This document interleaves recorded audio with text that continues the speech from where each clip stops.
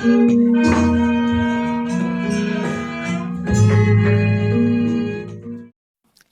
pandangan yang perlu diketahui agar pandangan ini tidak Anda pegang sebagai pegangan.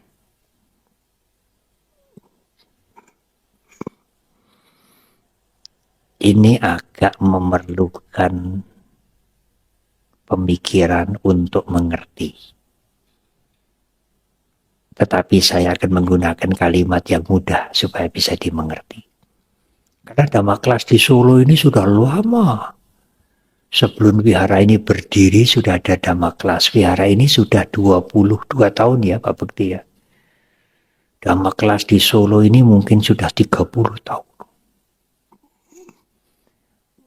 Jadi mahasiswanya sudah doktor-doktor. Karena itu sudah waktunya untuk memberikan pengertian yang sedikit. Ya sulit atau tidak relatif ya. Dengan pengetahuan Dhamma Kelas Solo yang sudah 30 tahun itu, semoga Anda bisa menangkap apa yang ingin saya sampaikan ini. Ada pandangan pertama, begini. Dalam bahasa Pali disebut, dan ini ada di zaman Sang Buddha. Rasanya ada sampai zaman sekarang juga. Bahasa Palinya, tang jiwang tang sarirang. Jiwa atau roh itu tang sarirang, sama dengan sarira, sama dengan jasmani ini. Sama.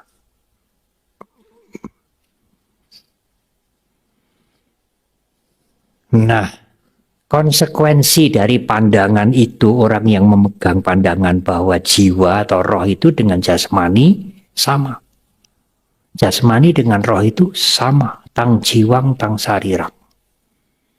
Maka kalau kematian terjadi, jasmaninya hancur, rohnya juga lenyap. Habis. Hidupnya selesai.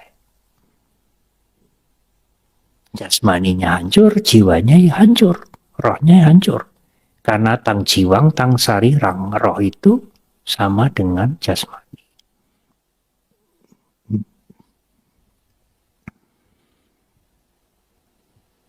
Apa tidak boleh Bante mempunyai pandangan seperti itu?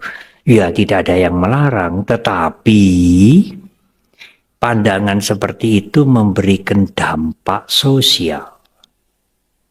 Pandangan seperti itu memberikan dampak pada perilaku orang yang mempunyai pandangan seperti itu. Kalau nanti jasmani ini tiba waktunya meninggal dunia, jasmani ini hancur, rohnya, jiwanya juga hancur, seseorang itu akan melakukan apa saja yang dia suka dalam hidup ini. Pokoknya seneng-seneng. Kapan meneh? Hidup ya hanya sekali ini. Nanti kalau meninggal ya hilang, habis. Nggak ada ceritanya lagi. Nggak ada. Di zaman Sang Buddha, kaum yang menganut paham itu disebut kaum Carwaka. Dalam bahasa modern disebut nihilisme. Pandangan nihil. Kalau sudah meninggal, sudah mati, habis. Sering dikatakan materialis murni. Pandangan materialis murni.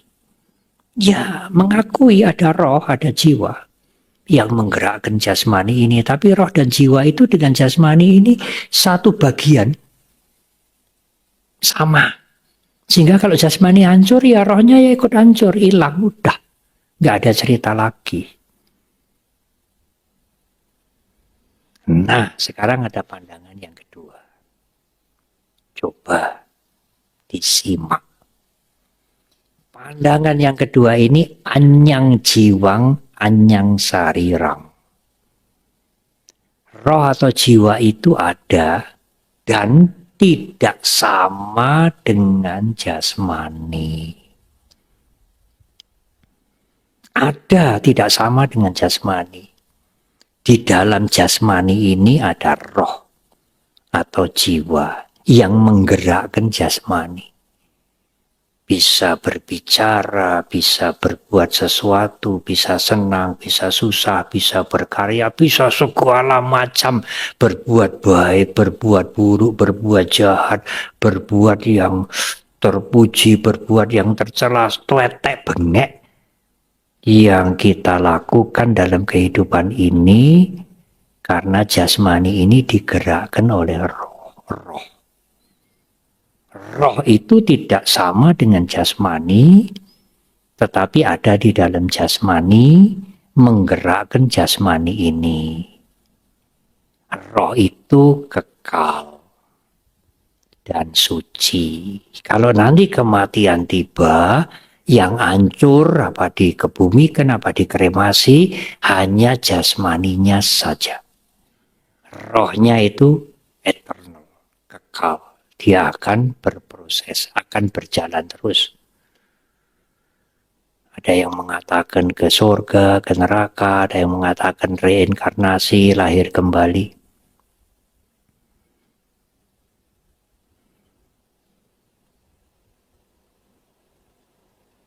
Nah, kira-kira benar tidak pandangan yang kedua ini? Kalau kematian terjadi, jasmaninya yang hancur. Badan halus ya, kalau bahasa Jawa badan halus. Rohnya itu tidak hancur, rohnya itu eternal, abadi, masih ada. Karena roh itu bukan jasmani, jasmani bukan roh. Anyang jiwang, anyang sarirang. Roh ya roh, jasmani ya jasmani. Pandangan ini dalam agama Buddha, dalam bahasa Pali disebut sasata diti atau sasata wada. Pandangan kekekalan, eternalism. Kekal. Yang kekal rohnya itu. Jasmaninya sih hancur. Anda kira-kira mufakat tidak?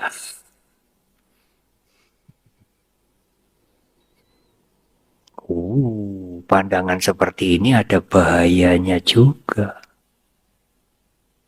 Ada bahayanya juga. Yang hancur jasmaninya, rohnya kekal. Rohnya itu bersifat suci. Kalau jasmani tidak ada roh bagaimana? Ya tidak bergerak, namanya jenazah, mayat.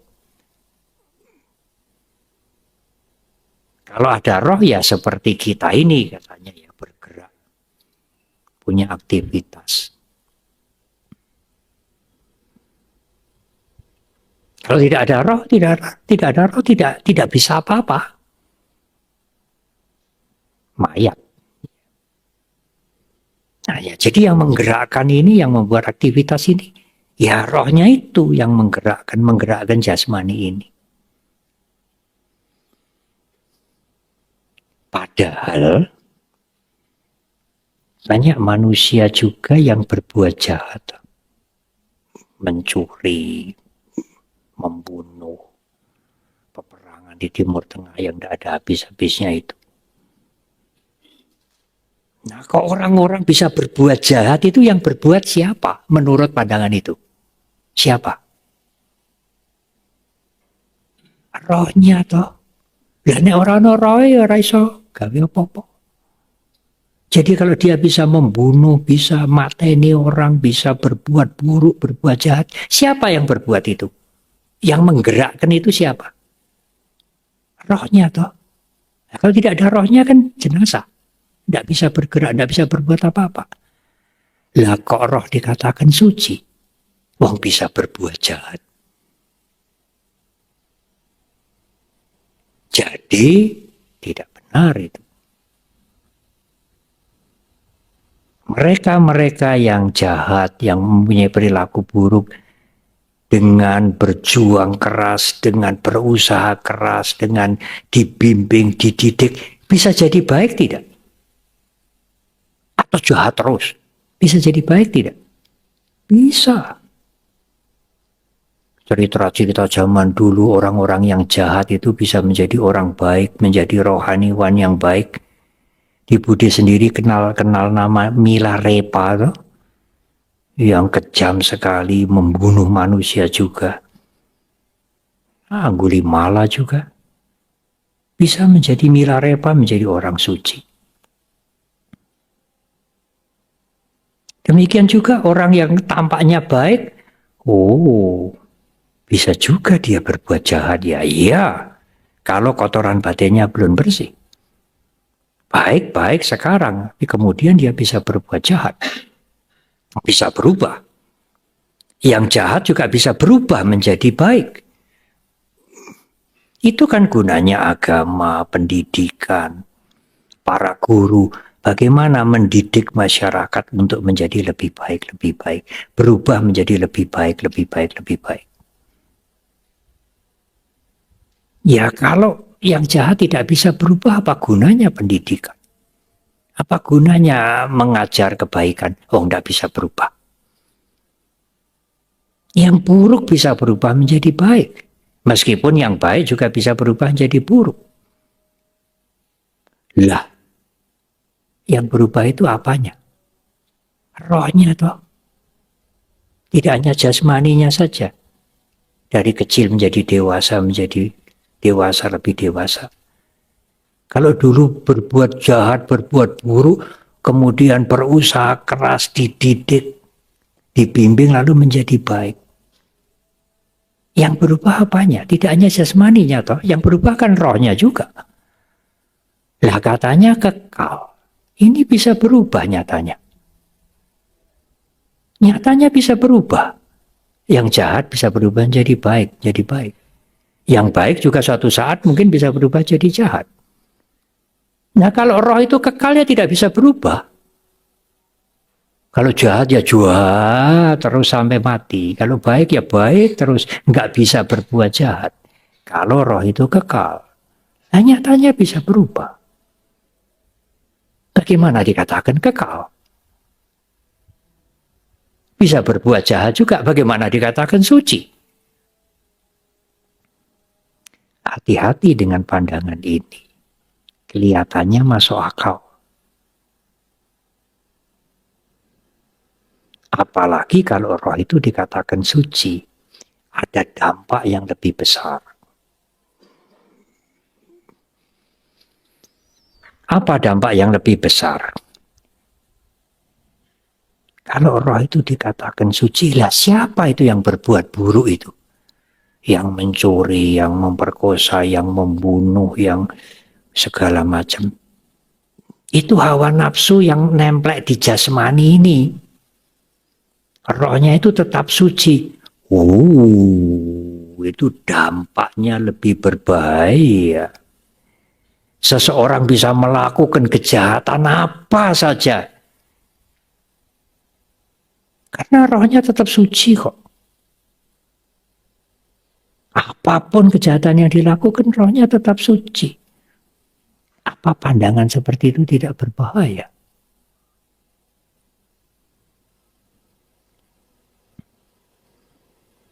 Bagaimana pandangan Sang Buddha? Guru Agung kita melihat nyatanya bagaimana? Beliau melihat the truth, kenyataan bahwa memang jasmani adalah jasmani. Tapi yang menggerakkan jasmani ini bukan roh yang suci dan kekal. Yang menggerakkan jasmani ini adalah kesadaran. Dan kesadaran itu selalu berubah. Karena dipengaruhi bermacam-macam kondisi.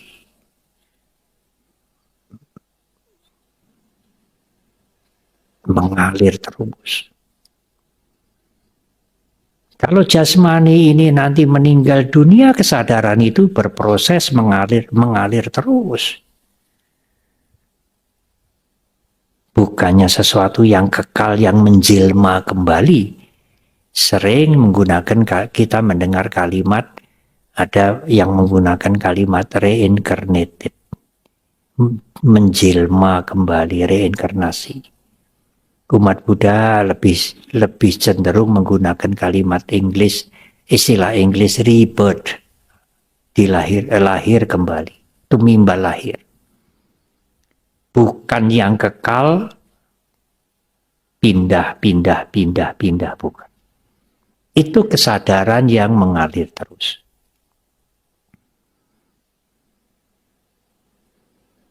Contohnya yang paling sering disebut-sebut kalau Anda menanam buah mangga. Setelah sekian tahun timbullah mangga yang baru. Apanya yang pindah? Tidak ada yang pindah. Itu proses pertumbuhan. Benih mangga menjadi buah mangga sekarang. Buah mangga yang dulu kita tanam sudah berproses dengan tanah, dengan air, jadi akar, jadi pohon, jadi daun, jadi bunga, lalu berbuah. Tidak ada yang kekal, yang jembedul muncul di atas pohon mangga. Itu proses. Jadi buah mangga yang sekarang muncul ini, Bante, bukan buah mangga yang kita tanam. Bukan. Kalau begitu berbeda ya Bante. Bukan berbeda sama sekali. Karena kalau yang ditanam itu mangga aromanis, nanti munculnya tidak mungkin kedondong. Tetap mangga aromanis juga. Tapi bukan mangga aromanis yang kita tanam dulu. Ora podo percis, tetapi bukan berbeda sama sekali. Nak cak so, nak cak anyo, bukan yang sama persis, tapi bukan yang berbeda. Tidak usah jauh-jauh. Cobalah Anda ingat waktu Anda umur 5-6 tahun masuk TK, diantar oleh orang tua atau oleh pembantu rumah tangga, ditunggoni, nek ditinggal nangis gitu ya. Lalu sekarang usia kita Anda sudah ada yang 20 lebih, 40, 60. Apakah Anda sekarang sama dengan Anda di TK dulu? Sama? Tidak. Kalau tidak berbeda? Berbeda juga tidak. Kalau dulu pria, kita sekarang ya tetap pria. Tidak akan berubah jadi wanita. Kalau dulu wanita, sekarang juga wanita. Keberadaan kita sekarang ini adalah proses yang berkesinambungan terus-menerus, tidak pernah putus dari waktu kita berusia TK, bahkan sebelumnya. Dan akan terus berproses kemudian. Dan akan terus berproses setelah meninggal dunia. Itu yang dilihat Sang Buddha dari the truth, kenyataan dalam kehidupan di alam semesta ini. Dan jasmani dengan kesadaran itu tidak bisa dipisahkan. Pisah. Sifatnya memang berbeda. Yang satu tampak, yang satu halus. Sukuma itu halus. Yang menjadi bahasa Sanskertanya suksma. Suksma itu sebetulnya arti harafiahnya halus. Jasmani ini kasar. Tidak bisa dipisahkan. Pisah sama sekali tidak. Sifatnya berbeda. Kemudian prosesnya berbeda. Tetapi saling bergantungan. Kalau pandangan eternalisme itu berpandangan begini, roh itu majikan, roh itu penggeraknya, roh itu bohirnya. Jasmani ini alat, mata ini alat, telinga ini alat. Si empunya itu roh. Apa betul? Guru Agung menjelaskan kesadaran yang mengalir terus, yang tidak kekal, yang mengalir terus itu dengan jasmani ini saling bergantungan. Apa bisa kesadaran itu melihat tanpa mata? Kalau mata ini memang hanya alat, kalau matanya ini rusak, sang majikan kan bisa lihat sendiri toh, wong ini hanya alat. Nyatanya ndak bisa. Ya kecuali mempunyai supernatural power, itu pun harus latihan mental yang luar biasa, punya abinya, bisa melihat tanpa mata. Tapi pada umumnya siapa yang bisa melihat kalau matanya ini rusak? Apa rohnya bisa melihat tanpa mata ini, mata daging ini? Berarti kesadaran atau di pandangan yang lain itu mengatakan roh butuh mata ini. Oleh karena itu, Guru Agung kita menjelaskan ada 3 hal yang membuat kita bisa melihat. Ada kesadaran, ada mata daging ini, jendela, ada objek. Karena mata tidak bisa melihat suara, mata tidak bisa membau bau-bauan. Mata ini objeknya bentuk rupa. Jendelanya atau alatnya mata. Tetapi harus ada kesadaran. Mana yang penting? Semua penting. Ada objek, tidak ada mata, matanya rusak. Tapi ada kesadaran, nggak bisa lihat. Ada kesadaran, ada mata, objeknya peteng dedet. Yang dilihat ya hanya hitam, legam. Nggak bisa melihat apa-apa. Objeknya hanya warna hitam. Ada rupa, ada cakuk ayatana, ada cakuk winyana. Kalau ada 3 ini disebut pasa. Anda bisa kontak dengan dunia luar. Karena ada 3 ini. Saling bergantungan. Nggak bisa hanya ngemungke sing pentingi rohnya, sing pentingi kesadarannya, matai meng alat. Apa betul? Kalau matanya rusak ya nggak bisa lihat. Juga sebaliknya yang pentingi mata. Kesadaran itu ya nggak perlu. Ya ini orang kesadarannya ya mayat, jenazah.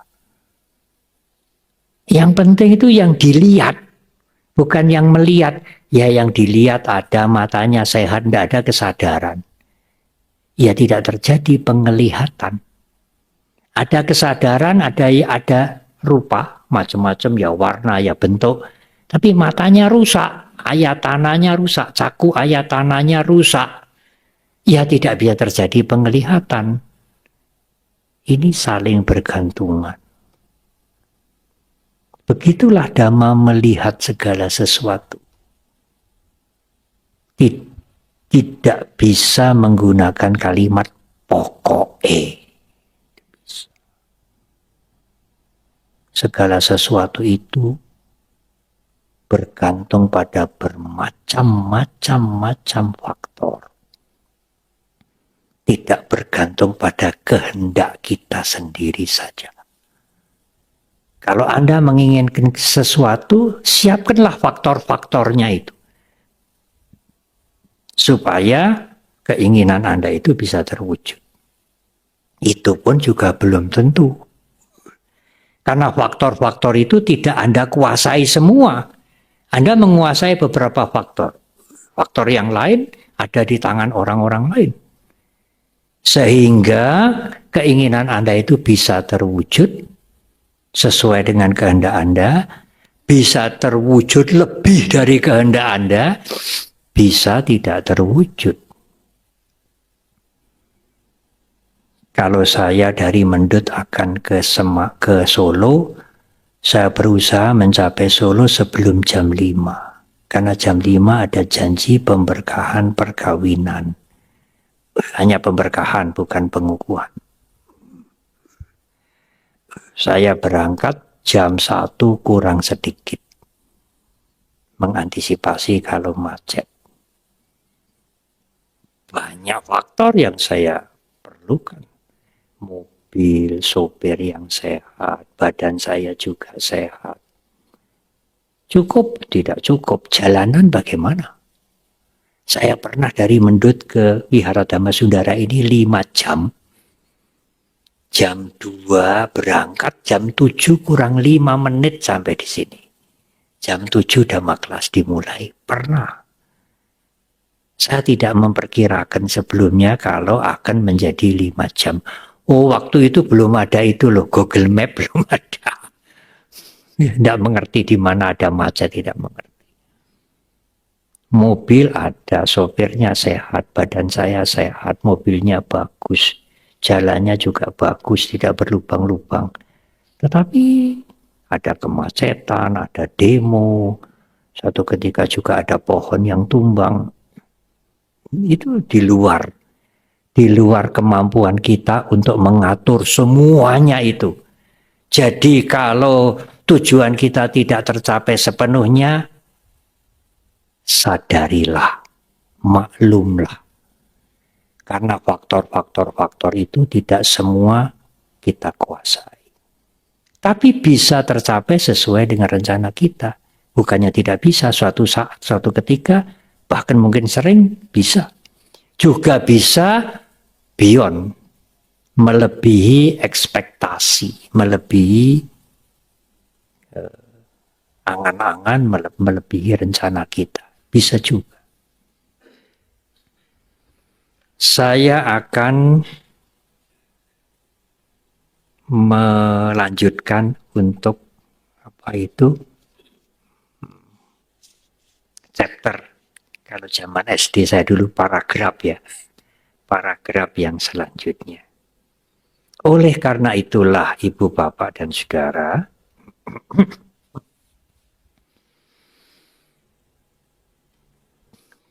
saling berkaitan, saling berhubungan adalah fakta dari kehidupan semua orang.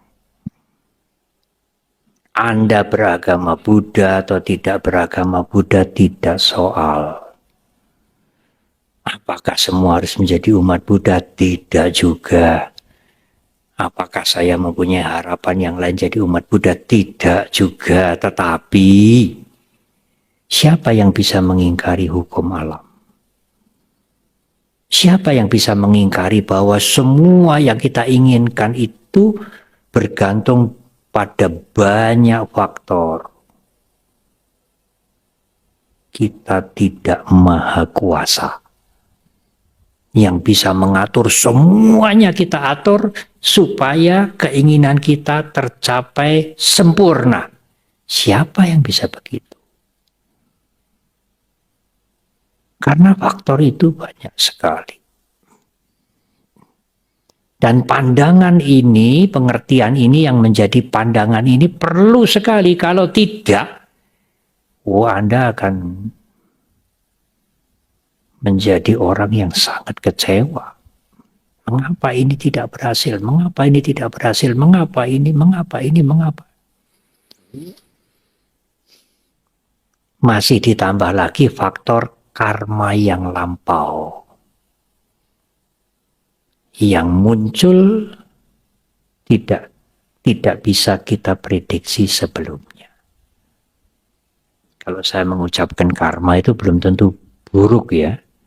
Karma yang lampau itu bisa buruk, bisa sangat baik. Sehingga usahanya baru sedikit, sudah luar biasa, kok bisa begini ya? Wah, ini hoki besar ini. Karena waktu permulaan buka itu, bantenya yang datang 9. Kalau Bantenya yang datang pemberkahan 4 mungkin sial mungkin ya. Buang itu. Kita tidak terlanjur takut dengan nomor 4 karena itu buang itu. Ya. Kalau Anda tidak berhati-hati dengan berbicara, dengan pikiran Anda, dengan ucapan Anda, dengan perbuatan Anda, semuanya akan memberikan konsekuensi logis pada Anda. Bukan hukuman, bukan punishment. Apa yang Anda lakukan itu memberikan dampak pada Anda sendiri. Termasuk yang Anda pikirkan. Meskipun itu lemah. Tentu yang Anda ucapkan juga yang Anda lakukan. Kadang-kadang kita melakukan sesuatu itu tidak aware, nggak sadar bahwa yang kita lakukan itu bisa memberikan dampak pada yang lain. Anda bisa perhatikan dalam kehidupan sehari-hari. 2 hari yang complicated, hari yang bahaya, sampai yang sederhana.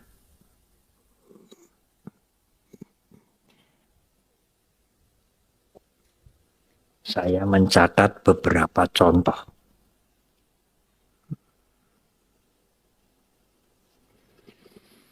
Saya pernah diundang acara oleh tokoh satu agama, bukan Buddhis, di dekat Kaliurang sana.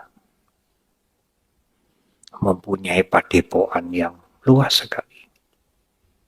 Sebelum acara itu dimulai, saya diajak jalan-jalan keliling padepokan itu.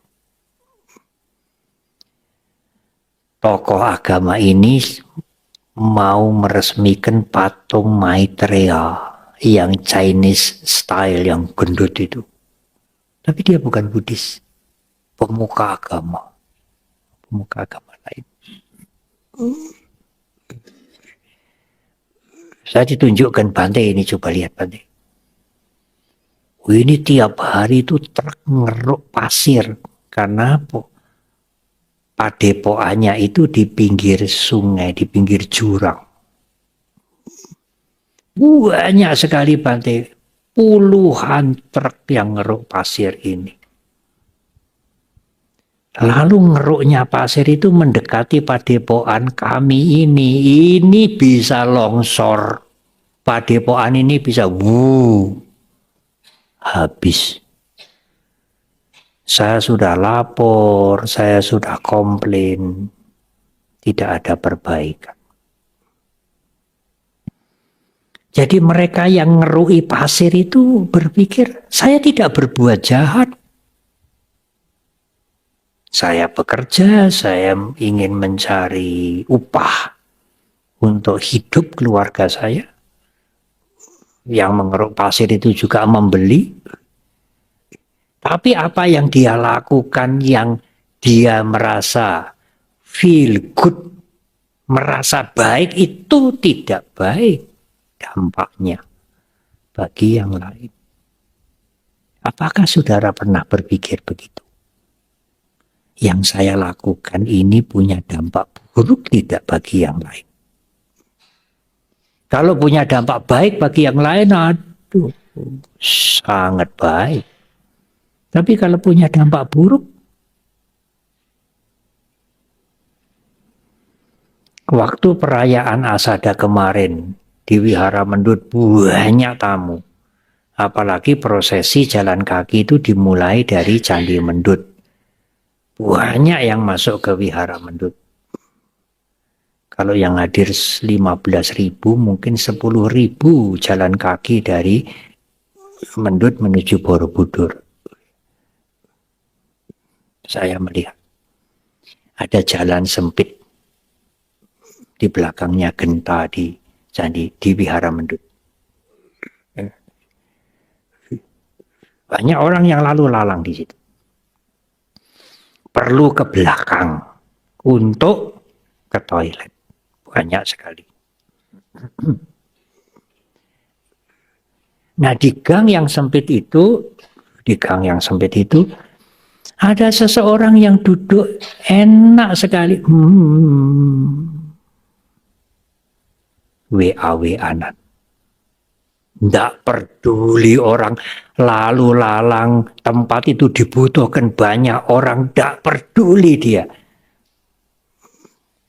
Sampai saya mengatakan, maaf ya, kalau misalnya pindah ke tempat yang lain, karena ini untuk lalu lalang. Sebetulnya yang minta maaf dia, bukan saya. Baru pindah. Saya pikir yang meminta dia pindah ini untung jubah kuning. Kalau yang meminta pindah itu yang jalan ini, Mbok kamu pindah jangan di sini, plerok begitu ya. Banyak sekali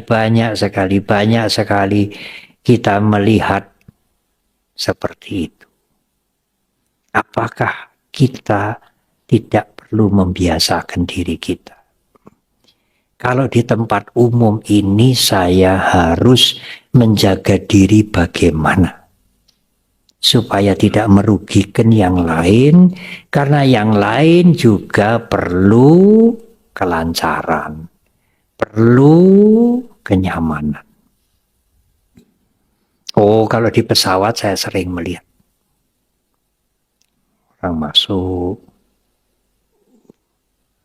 kemudian ketemu temannya duduk di situ. Udah lama kamu di mana sekarang? Oh iya, saya mau ke Jakarta. Berapa hari di Jakarta? Lah kamu sekarang ada di mana? Lah yang ngantri ini panjang sampai tidak ada belalai, sampai turun ke bawah kepanasan itu.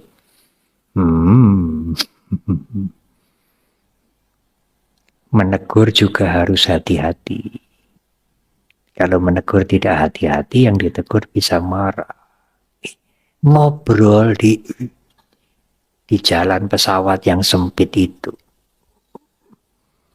Sebetulnya kalau naik pesawat, meletakkan bagasi itu lebih cepat, lebih baik. Karena yang mengantri itu banyak sekali. Dan banyak yang lain. Sikap kita, perilaku kita, pembicaraan kita itu tidak berdiri sendiri. Dia akan berakibat berantai. Apalagi sekarang. Kalau tidak ada rekaman, tidak ada live streaming, teman-teman kita itu kadang-kadang, umat-umat itu kadang-kadang merekam diam-diam. Nah, kalau tidak hati-hati menjadi masalah. Demikian juga ibu bapak dan saudara-saudara semuanya. Oleh karena itu berusahalah untuk menjaga diri dengan baik. Di dalam Dhamma dikenal dua macam sila. Pakati sila dan panyati sila. Pakati sila itu sila yang alami. Membunuh, mencuri, menyiksa, tidak setia pada pasangan yang sudah disepakati, berbohong, memfitnah. Itu di semua ajaran agama, di semua budaya itu buruk. Akibatnya juga buruk. Meskipun tidak dinamakan Pancasila atau sila. Itu pakati sila. Tetapi juga ada panyati sila yang dibuat oleh satu kelompok dengan tujuan untuk kerukunan, untuk hidup bersama. Itu dibuat. Merah berhenti, itu kesepakatan, itu panyati sila. Kuning hati-hati, hijau jalan. Kalau Anda tidak sepakat, Anda akan celaka. Hijau jalan, kuning cepat, merah lebih cepat. Kalau dari kanan kiri sudah terlanjur jalan, Anda bisa mendapat masalah. Dan yang mendapat masalah bukan Anda sendiri. yang tidak menaati kesepakatan bersama itu. Yang nabrak juga dapat masalah.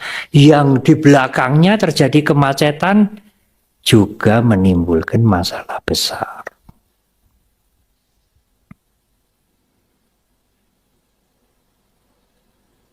Itulah kerugiannya.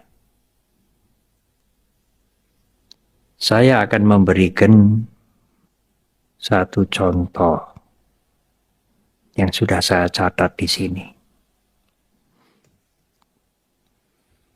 Ada satu umat sudah almarhum, sudah suwargi, meninggal dunia. Suatu saat akan bersama-sama saya mengikuti seminar atau pertemuan apa, agak lupa, sudah lama, di Bali.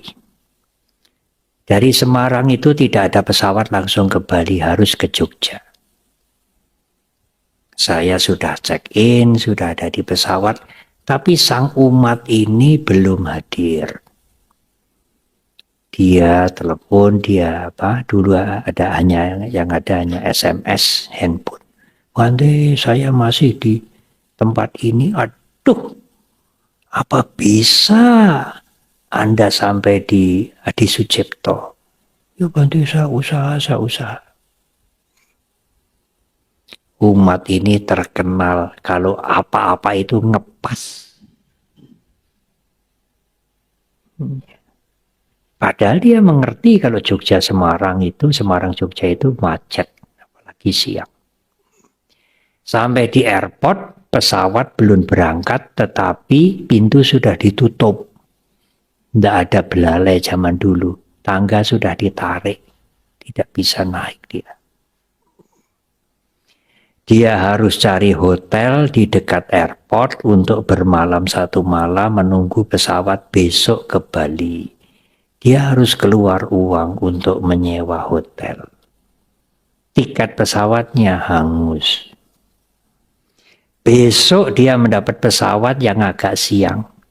Sampai di Bali, acaranya sudah mau rampung. Bakdo damel nembe rawuh. Malam itu dia harus pulang balik ke Jogja. Saudara bisa berpikir berapa banyak kerugian orang ini karena sembrono sedikit. Kalau dia bisa berangkat lebih gasik, lebih awal, dia tidak akan terlambat. Dia tidak perlu keluar uang untuk sewa hotel di Jogja. Dia tidak harus beli tiket baru. Dia tidak harus datang acara sudah mau rampung. Bukan hanya kerugian materi, kerugian yang lebih besar lagi.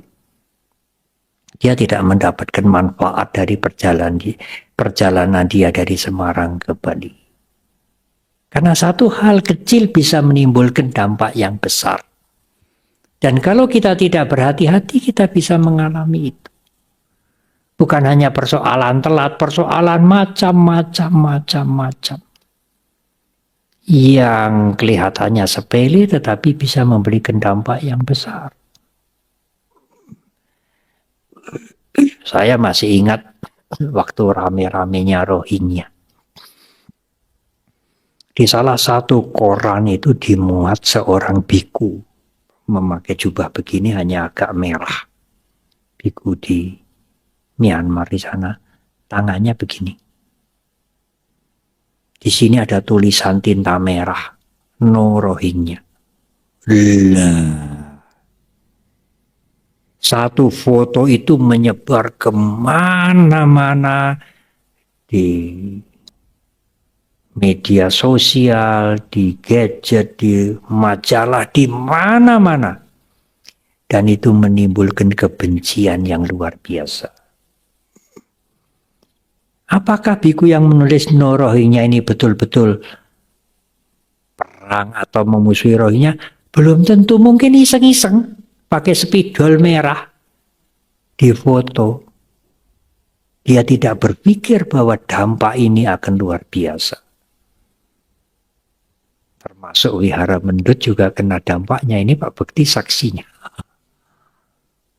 Berhati-hatilah, berhati-hati berbicara dan berbuat. Apalagi sekarang ini menyebar itu cepat sekali. Tapi kalau berbicara berbuat yang baik, sangat baik. Menyebarnya juga cepat. Baiklah, sekarang bagian terakhir.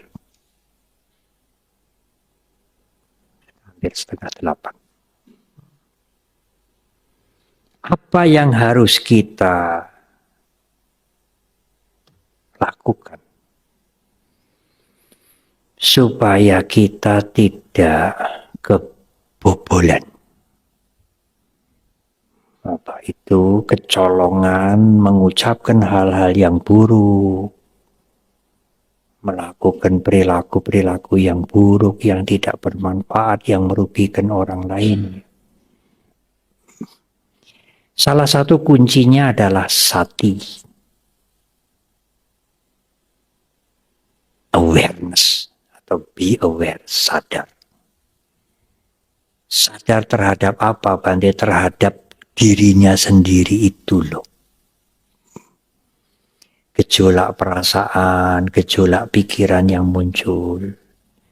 Kalau perasaan yang muncul, pikirannya yang muncul itu bisa disadari dulu, dia tidak akan muncul menjadi ucapan. Dia tidak akan berperilaku buruk. Karena yang negatif, yang buruk-buruk itu diketahui lebih dulu pada waktu masih di dalam pikiran. Jadi waktu muncul di pikiran itu sudah diketahui, sudah konangan. Arep nulis apa? Arep ngomong apa ini?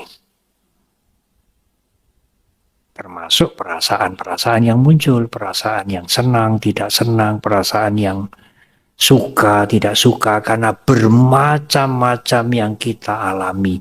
Itu harus disadari. Karena perasaan itu tukang obong-obong.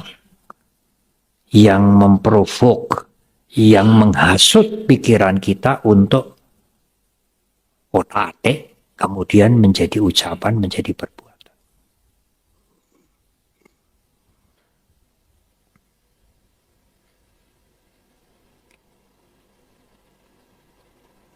Ada satu hal yang sangat menarik, saya baru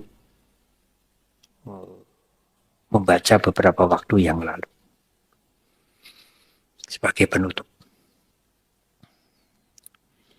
Kalau Anda punya sati, punya kesadaran, menyadari gejolak perasaan, gejolak pikiran, sati itu mempunyai sisi lain, sampajanya.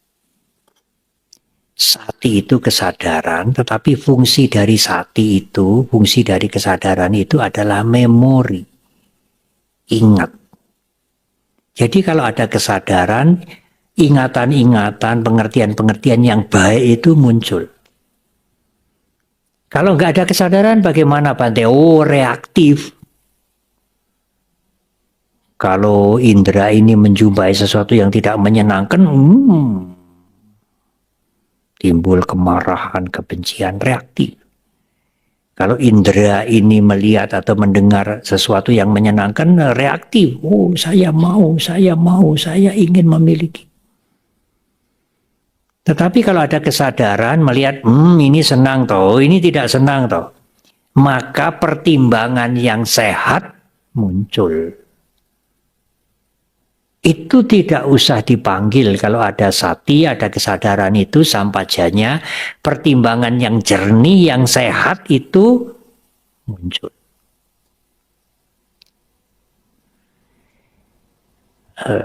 Penemu program Apple itu Steve Jobs, itu seorang Buddhis, tapi meninggal dalam usia yang belum lanjut. Awalnya itu kan dia melihat anak miskin ngerokoti apel itu toh, sehingga dia membuat logo apel yang keroak itu. Dia meninggal kalau tidak salah kena cancer. dalam usia yang relatif masih muda. Banyak dia menulis, dan tulisan-tulisannya itu Dhamma. Salah satu di antaranya,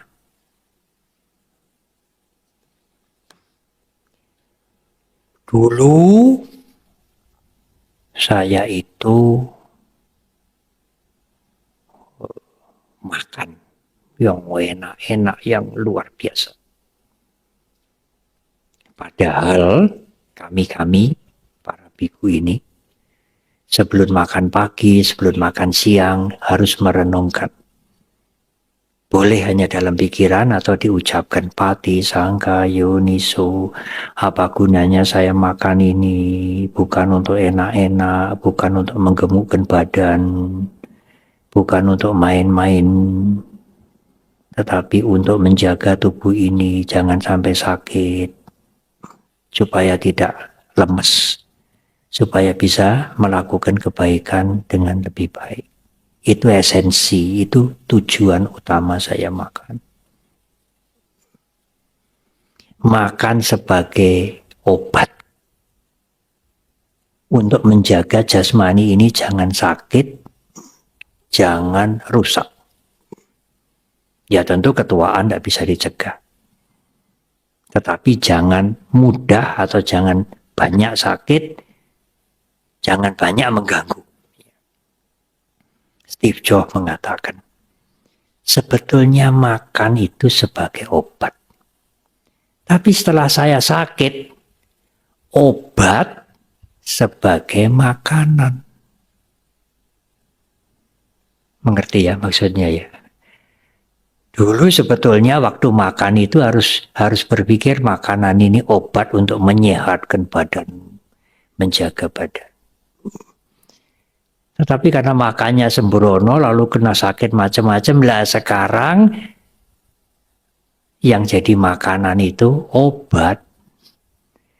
Ya kalau dulu makanan harus menjadi obat, sekarang obat jadi makanan. Sangat baik, kalimat ini sangat baik dan itu sangat Dhamma. Itu perenungan para biku yang makan itu dia sampaikan dengan kalimat yang berbeda. Sebetulnya makanan itu adalah obat. Jangan sampai obat menjadi makanan. Bagus sekali.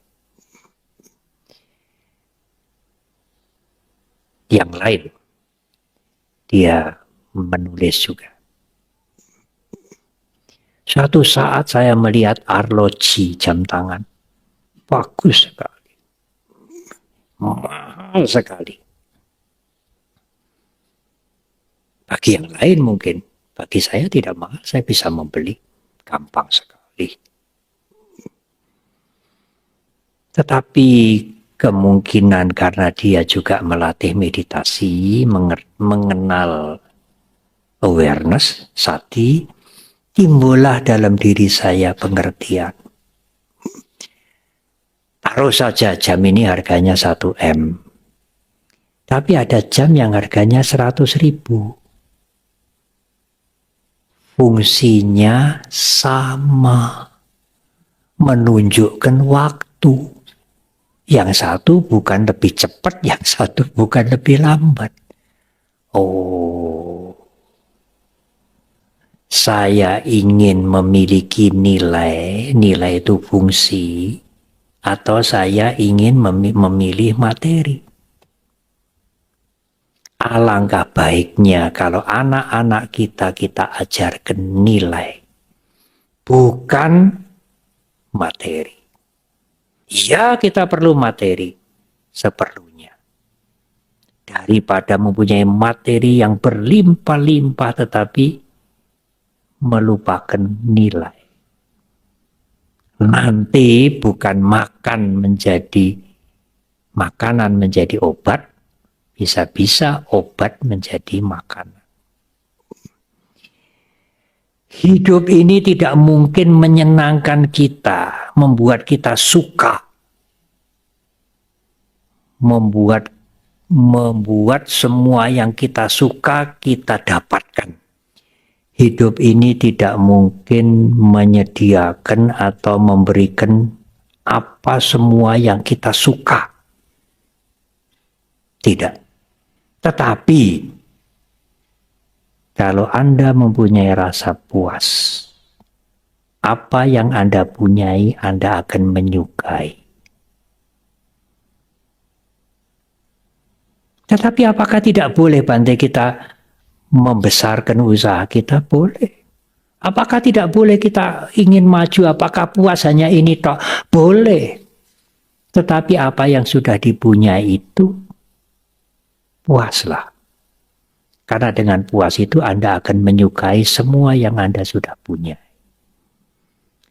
Boleh maju, boleh berkembang sesuai dengan kemampuan Anda. Kalau hanya punya warung kecil, ya, kemudian usia juga sudah hampir lanjut, apalagi ya, yang membantu warung itu juga mungkin hanya satu orang, ya, ya jangan kepingin nyalon presiden, ya jangan. Itu seperti pungguk merindukan bulan. Ya itu ngoyo-woro ya. Itu contoh yang ekstrim ya, contoh yang sangat yang ekstrim ya. Ya majulah sesuai dengan kapasitas Anda, dengan kemampuan Anda. Sesuai dengan kondisi yang Anda punyai. Karena meskipun tujuan Anda baik, kalau tidak sesuai dengan kapasitas Anda, itu bisa menjadi loba. Dan keserakahan itu bisa menghalalkan semua cara, termasuk cara-cara yang buruk. Ini baik kok, ini baik ya. Hati-hati dengan keinginan yang baik, yang di luar kemampuan Anda. Karena keserakahan bisa menyusup ke sana. Demikian juga kalau Anda sukses. Ini sukses berbuat baik Bante, tidak menyelundup, tidak kejahatan. Apakah di bidang bisnis, apakah di bidang jasa, apakah di bidang jabatan-jabatan sosial, baik, tetapi hati-hati. Keberhasilan itu kalau tidak hati-hati juga bisa memancing keserakahan. Dan keserakahan itu akan masuk halus sekali. Kita tidak bisa mendeteksi itu kecuali mempunyai sati, mempunyai awareness. Nah, keserakahan yang sudah menyelusup pada pikiran kita itu bisa melakukan apa saja. Bisa merekayasa apa saja demi apa yang kita inginkan itu tercapai. Maka kuncinya cobalah berlatih untuk memperkuat sati semaksimal mungkin, sebisa-bisanya. Hidup dengan berkesadaran. Tidak hanya menyadari nafas kita, tidak hanya menyadari langkah kaki kita waktu meditasi, tetapi juga menyadari perasaan, pikiran kita, perasaan kita sehari-hari. Sehingga perasaan dan pikiran itu tidak meledak menjadi ucapan dan perilaku yang buruk. Karena setiap ada kesadaran, setiap ada awareness, setiap ada sati, sampajanya pasti muncul. Sampajanya itu pertimbangan yang sehat, pertimbangan yang jernih, pertimbangan yang baik untuk mengambil keputusan. Tapi kalau tidak ada sati, tidak ada kesadaran, itu keserakahan yang muncul, kebencian yang muncul. Khotbah, ceramah, rekaman, apalah, YouTube, buku-buku dhamma seperti hilang semua. Karena keserakahan dan kebencian itu sangat membius kita. Kita tidak bisa berpikir dengan jernih, dengan bening. Terima kasih.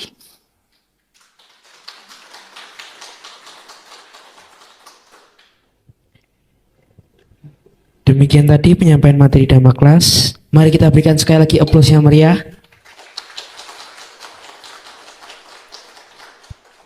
Sesi selanjutnya yaitu sesi tanya jawab. Kepada Romo Ramani ataupun Ibu Bapak yang ingin bertanya, mohon untuk memperkenalkan diri terlebih dahulu, lalu menyampaikan pertanyaan secara jelas dan singkat.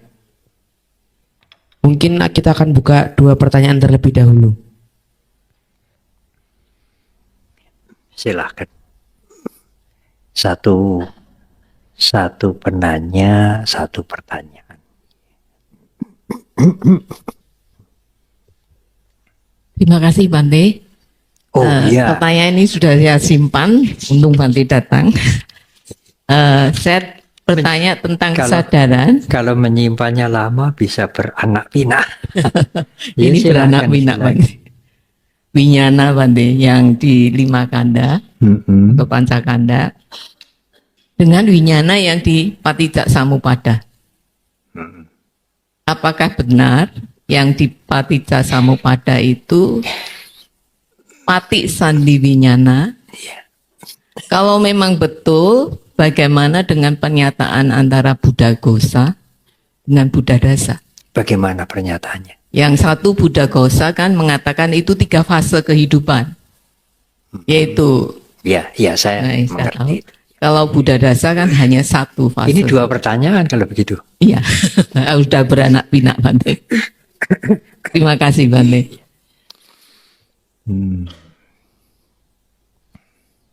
Tidak mudah menjawab ini. Ini pertanyaan mahasiswa S3.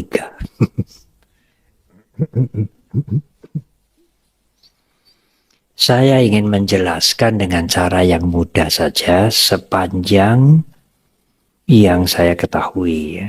Tidak mengutip suta-suta, tidak. Secara garis besar saja. Kita semua mengerti jasmani adalah jasmani, rupa. Ada yang padat, ada yang cair, ada yang gas, ada yang panas. Lalu ada yang non-jasmani. Dalam bahasa Pali disebut nama kanda. Faktor mental, psikis. Faktor mental itu adalah kemampuan untuk merasakan senang, tidak senang, mengenali objek.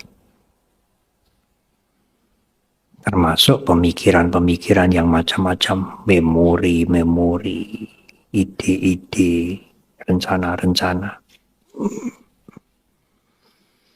Sebetulnya perasaan, kemudian kemampuan mengenali pikiran dan lain-lain itu adalah bagian dari winyana. Winyana itulah arus kesadaran yang melanjutkan proses meskipun fisik sudah hancur. Ya, kesadaran yang berproses itu sebetulnya hanya untuk memudahkan pembahasan disebut patisandi winyana. Itu kalau tidak salah istilah yang muncul kemudian, patisandi. Yang sebenarnya adalah winyana itu. Jadi di Patijak Samupada dengan di winyana pancakanda pada prinsipnya tidak berbeda. Seiring dengan bertumbuhnya fisik seseorang, maka faktor-faktor atau kemampuan lain dari winyana itu berkembang. Pemikiran seseorang menjadi lebih kompleks, lebih kompleks, lebih kompleks.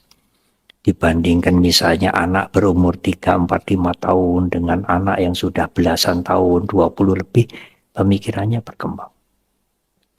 Sehubungan dengan fisiknya yang berkembang, pemikirannya berkembang, perasaannya berkembang.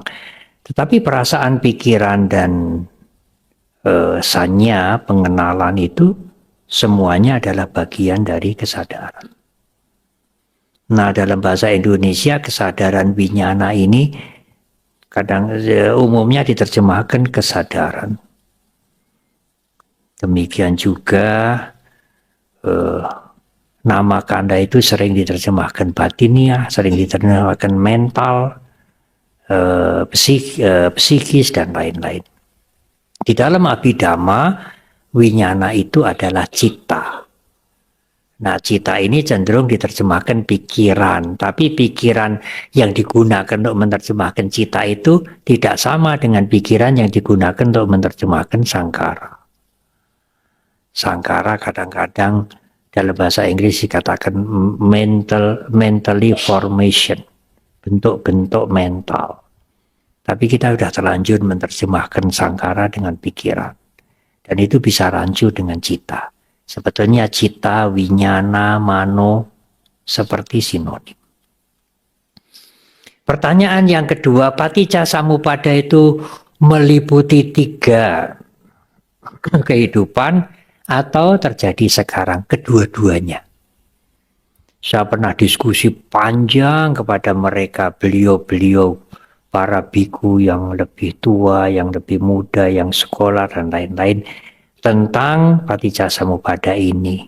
Saya mengatakan bagaimana Bante Buddha Dasa. Oh iya, Bante, itu tidak salah juga, tetapi itu penafsiran beliau. Tidak tidak main meaning. Bukan arti yang baku. Arti yang baku paticca samuppada itu ya kehidupan yang lalu berlanjut dengan kehidupan sekarang, berlanjut dengan kehidupan yang akan datang.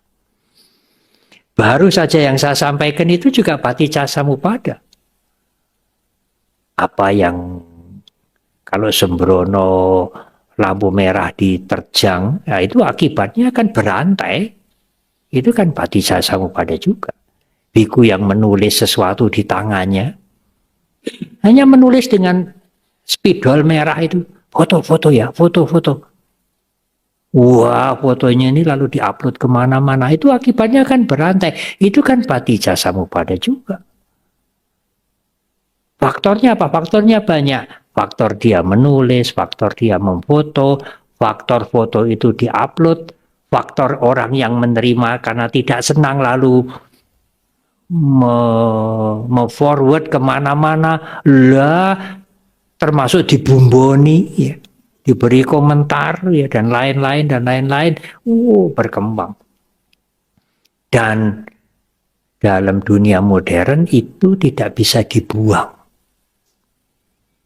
Jadi kalau mungkin dilacak kapanpun ya, kecuali mungkin pusat datanya udah menghapus, itu masih bisa ketemu itu biku yang tulis begitu. Itu juga bisa disebut paticca samuppada. Paticca samuppada itu adalah pisau laser yang digunakan Sang Buddha untuk mengoperasi penyakit penderitaan ini. Bahwa penderitaan yang dialami oleh umat manusia ini muncul dari sebab-sebab. Analisa Sang Buddha paticca samuppada itu seperti pisau laser yang membedah. Apa atau ini sebabnya? Penderitaan ini sebabnya ini apa?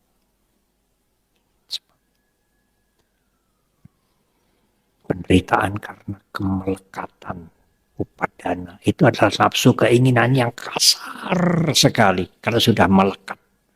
Mengapa bisa melekat? Ya karena keinginannya kuat. Mengapa bisa punya keinginan? Ya karena ada perasaan. Perasaan senang timbullah kemelekatan, perasaan tidak senang timbul kebencian yang sulit untuk diatasi juga. Kenapa kok bisa punya perasaan? Karena kontak. Itu tadi, ada alat, ada kesadaran, ada sasaran. Kenapa kok bisa kontak? Ya karena ada ini, ada indera, ada kesadaran dari kehidupan yang lampau, melanjutkan kemari. Dan seterusnya. Rentetan atau rantai itu tidak akan berhenti. Ya, karena sembrono lalu kemudian ditabrak. Karena ditabrak masuk rumah sakit. Karena masuk rumah sakit tidak bisa bekerja. Karena masuk rumah sakit keluarganya harus ngirim ke rumah sakit. Karena masuk rumah sakit harus cari biaya tambahan untuk berobat. Karena cari biaya tambahan untuk berobat, maka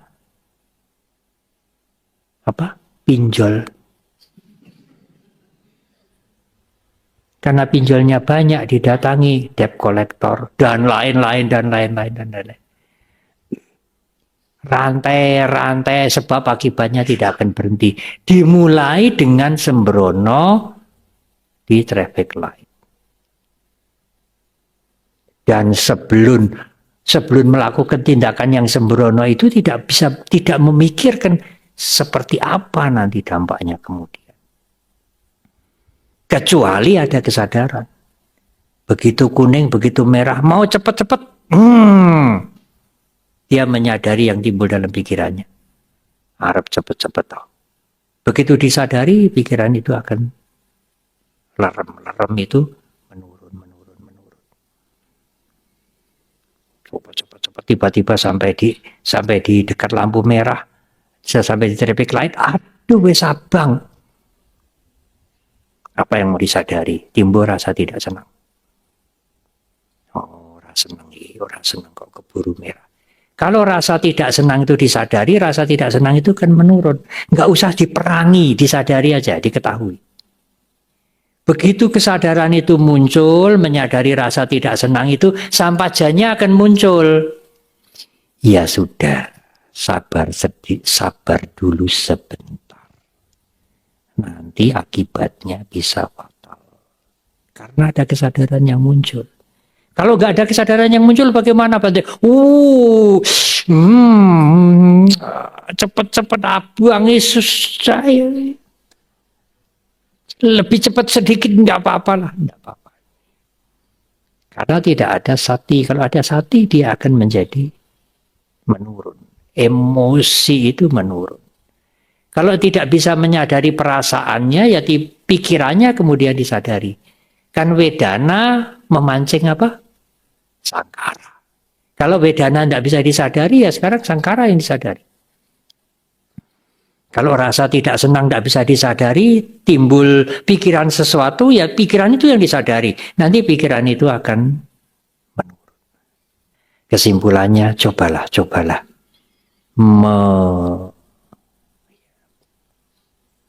menggeladi kesadaran Anda. Ya, salah satu cara yang paling baik dengan meditasi. Meditasi apa saja, metta bhavana, anapanasati, apa saja. Karena meditasi Buddhis itu intinya adalah memperkuat kesadaran. Dan kesadaran itu sangat-sangat perlu untuk kehidupan kita sehari-hari.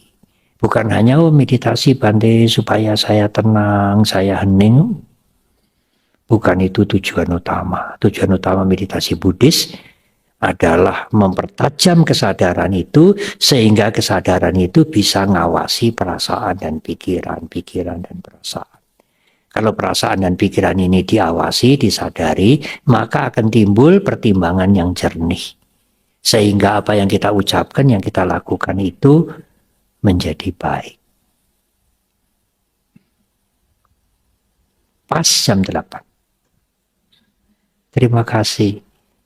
Matur nuwun.